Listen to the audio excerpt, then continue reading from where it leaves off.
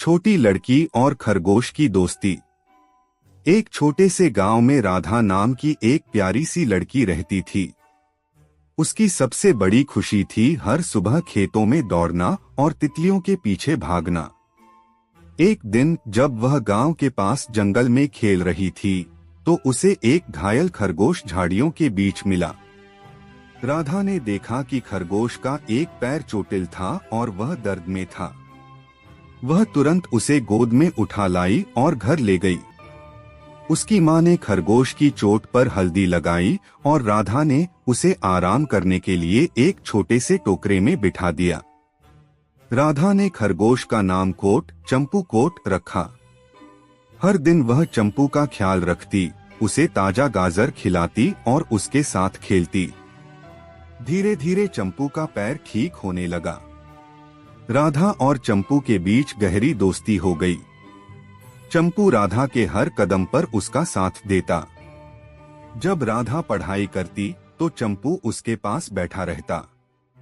जब वह खेतों में दौड़ने जाती तो चंपू उसके पीछे पीछे भागता।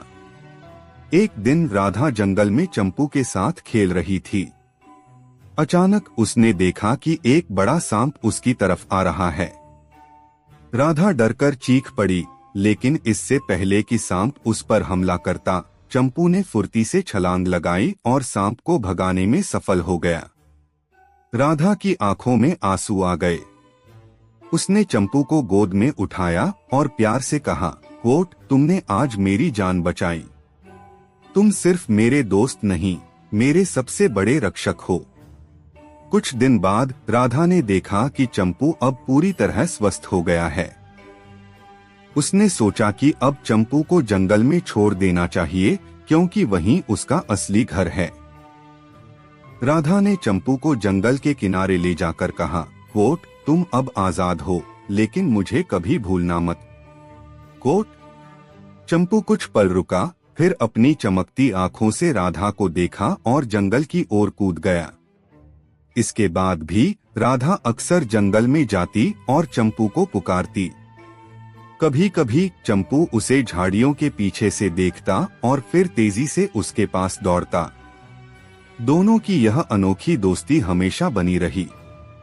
राधा ने सीखा कि सच्ची दोस्ती न केवल प्यार और देखभाल का नाम है, बल्कि दूसरों की भलाई के लिए उन्हें आजाद करने का भी साहस है।